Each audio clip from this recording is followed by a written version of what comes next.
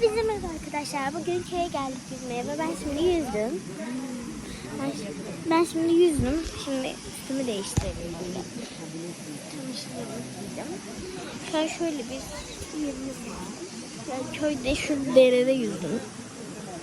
Şuradaki derede yüzdüm. Şuradaki derede yüzdüm.